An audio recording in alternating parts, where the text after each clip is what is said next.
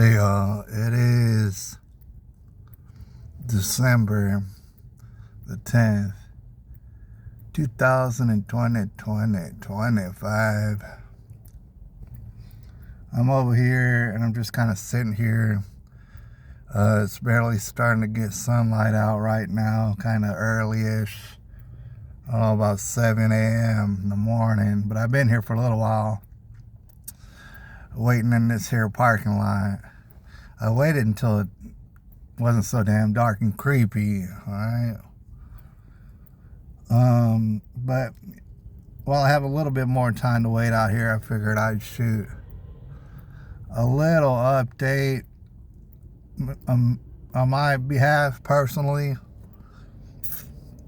I'm starting this new job.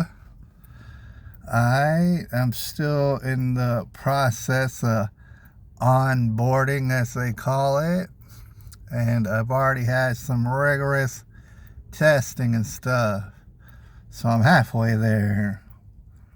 A little bit exciting, alright, a little bit nerve-wracking, and I, like most people, am sure that I can let it get to me, get to my nerves, alright, make me all nervous, get me preoccupied with it, and potentially overthinking things.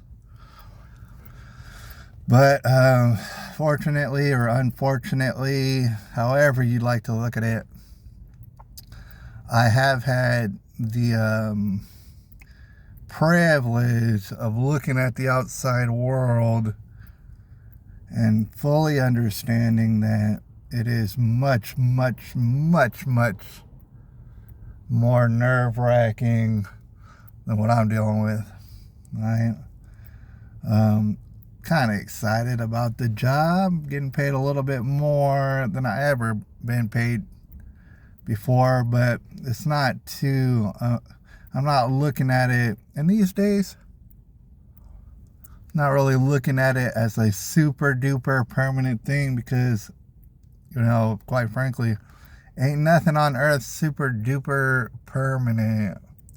People get that feeling, people get that idea, and I don't blame them. Humans really, for the most part, from what I've seen, they truly do like stability. It kind of reminds me of the term conservative, and I mentioned it before, but like, for example, being a conservative in America and being a conservative anywhere else in the world has to have different meanings. It's different cultures, it's different surroundings, it's different things going on. There's different things that have been going on. So people like to use words and they don't even know what it means. Conservative. Oh, this person in Africa is not a conservative because they think different. They think differently than I do here in America as a conservative. It's like, obviously they would think differently. There's different things to conserve. All right, and then secondly, my question has been for a while, conserve what? What the hell are you trying to conserve? As far as I know, people getting, at least for the past couple of decades, 2, 3, 4 decades, people getting more and more and more pressed, especially economically. What are you conserving? Are you conserving our fucking downfall? Slowly and surely, our slow-moving train wreck of a society in which people my age and below just cannot afford a damn thing, all right? Really, really got to consider what it is that's their priority as far as affording. What, are you going to buy a house? Fuck no. All right? Even if you had a job that's even more better than my job, you're going to buy a house? Probably not. If you are, it's going to be very shabby. And if you are going to get a house or whatever, you're going to barely afford it. Can't really afford nothing else. Have to scramble, have to work at least 60 hours a week just to barely afford stuff. Conserve what? What the hell are you conserving? for my age bracket and especially below.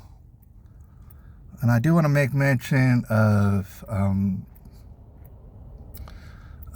people wanting change.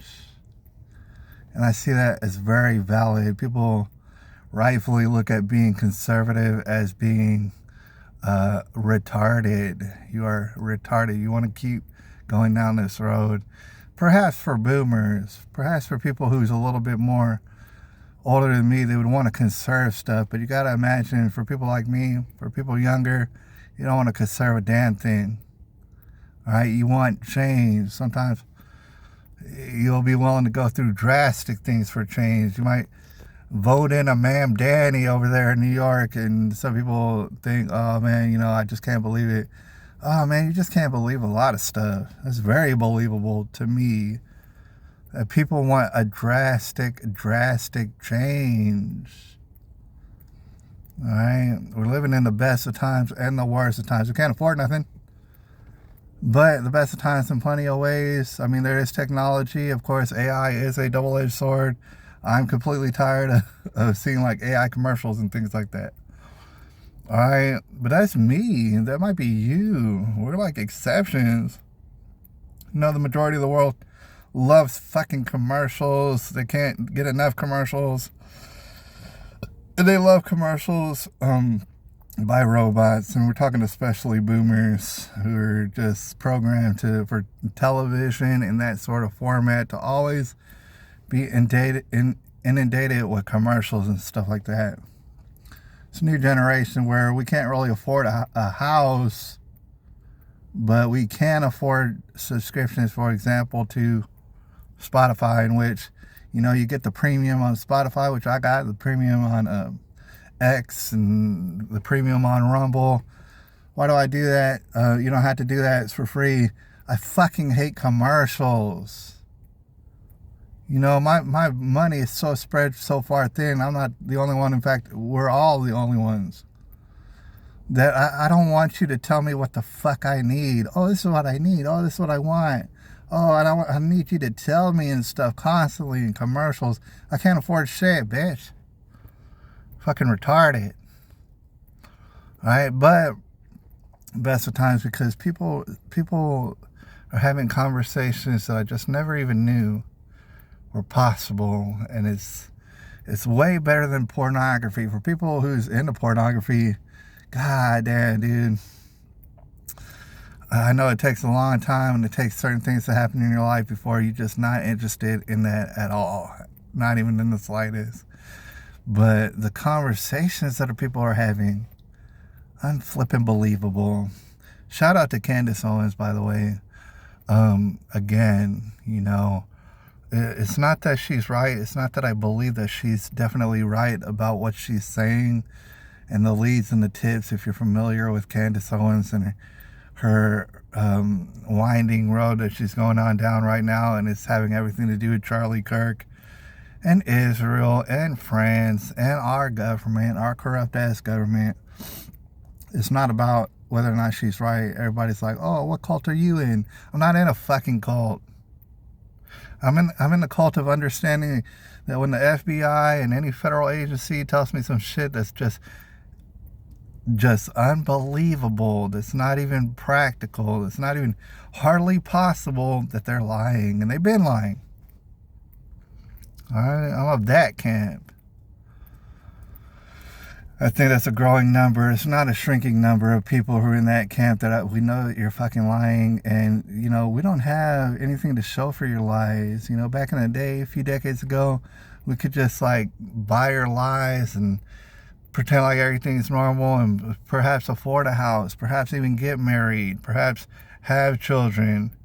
I have very few friends who are really experiencing that level of success right now. They're very inspirational. I keep up with them on social media just to see it, just to see the idea. Oh my God, you live in a house or even a double wide trailer. Oh my gosh, you have a wife. Oh my gosh, y'all even like each other in the least. Wow. Y'all are having children. Oh my God, you're having more than 2.5 children. Oh my God, unbelievable.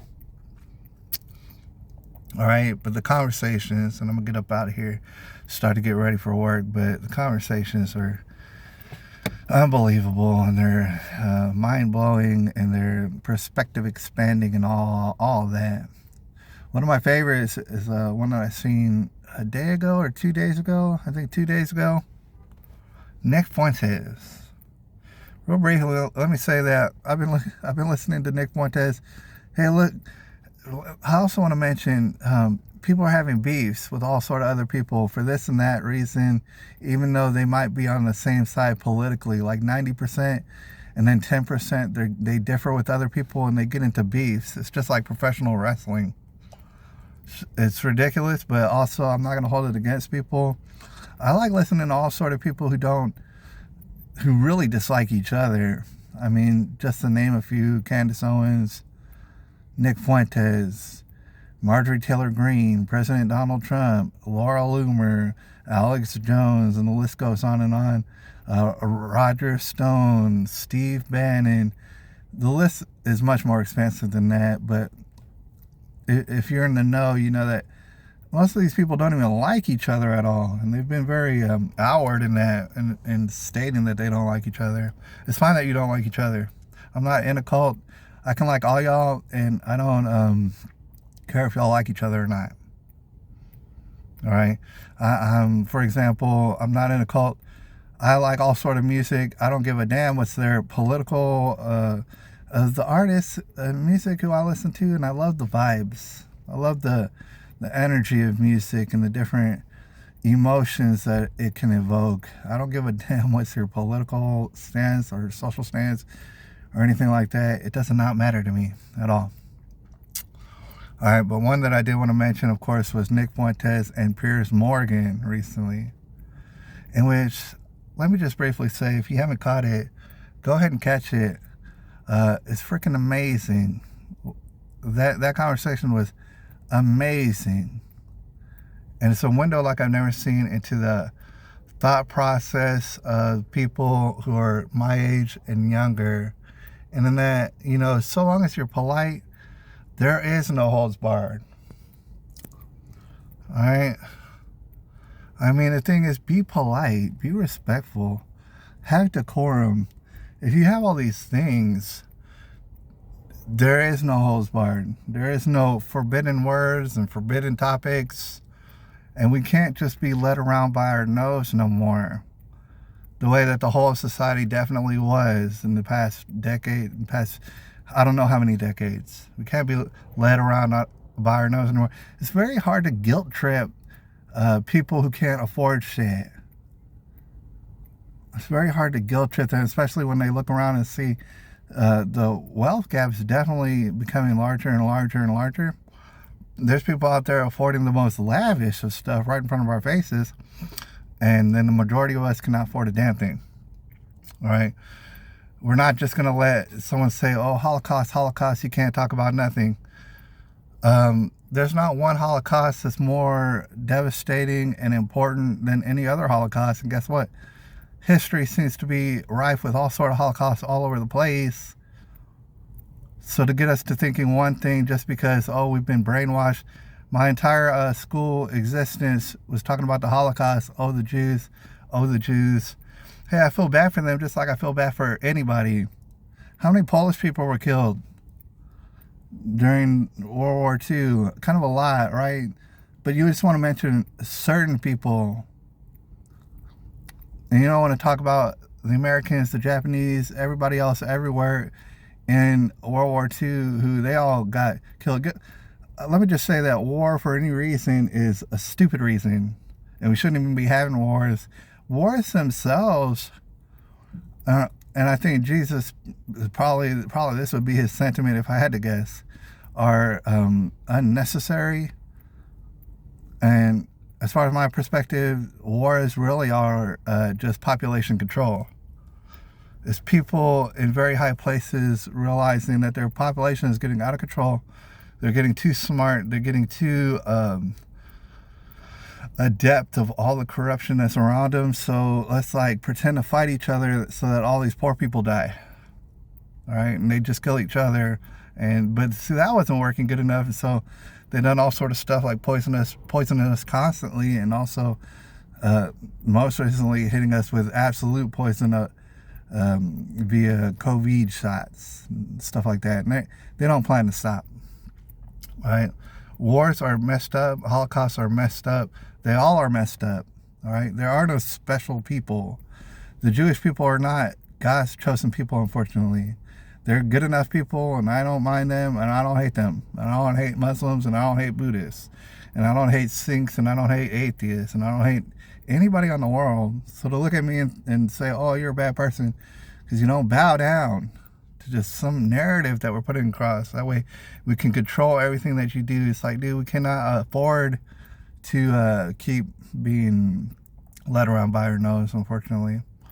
And so Nick Fuentes, he really, really put that, and he put bookends on it, basically.